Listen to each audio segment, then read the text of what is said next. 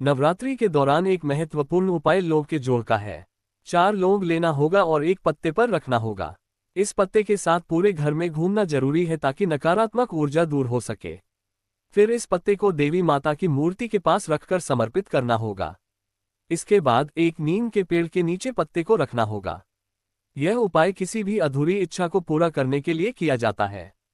दूसरा उपाय रोग मुक्ति के लिए है।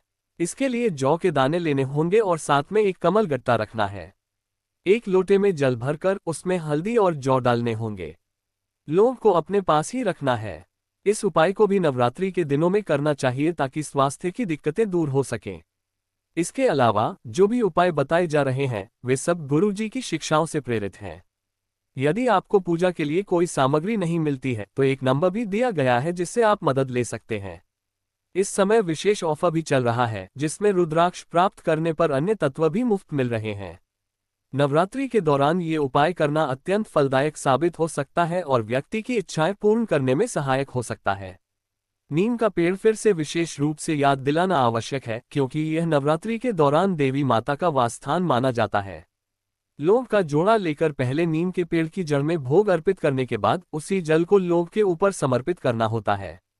इस प्रक्रिया से घर में बीमारी की समस्याएं बहुत जल्दी खत्म हो जाएंगी।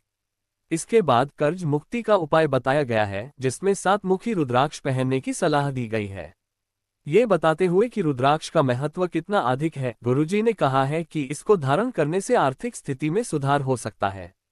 इसके लिए शहद और लौंग का एक उपाय भी है जिसमें 5 या 7 लौंग को शहद में डालकर और शिवलिंग के पास समर्पित करने से कर्ज की समस्याएं हल हो जाती हैं।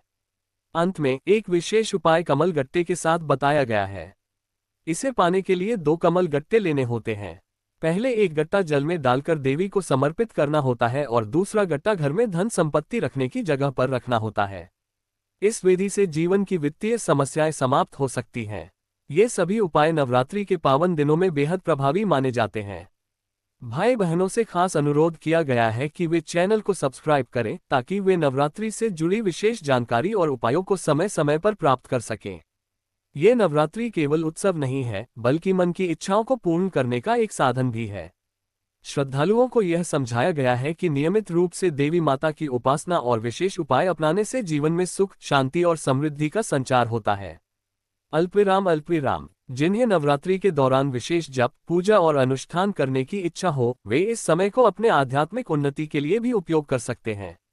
ये सलाह दी गई है कि सभी श्रद्धालु अपने मन में सकारात्मक विचारों को स्थान दें और नकारात्मकता से दूर रहें।